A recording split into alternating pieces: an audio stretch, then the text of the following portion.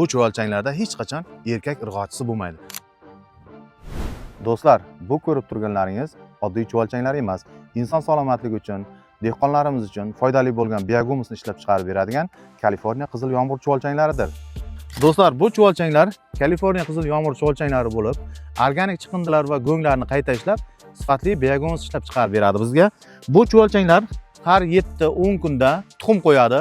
Tuxumidan esa 2 tadan 5 tagacha chuvalchang chiqadi.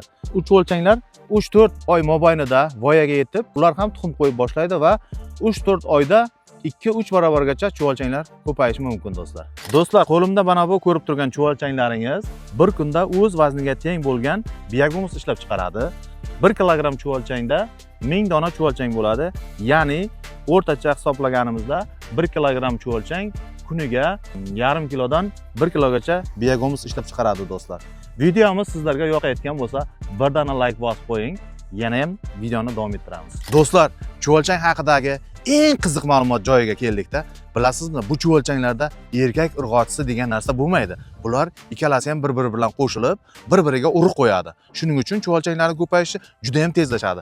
Men shu holatni videoga olib qo'ygan bo'lardim, agar hozir qish bo'lmaganda. Qishda bu jarayon proses davom etmaydi. Shuning uchun keyingi videolarda ko'rsatib o'taman. Bu Kaliforniya qizil yomg'ir chuvalchanglari 15-30 gradus darajadagi haroratda yaxshi rivojlanib, sifatli biogumus ishlab chiqaradi.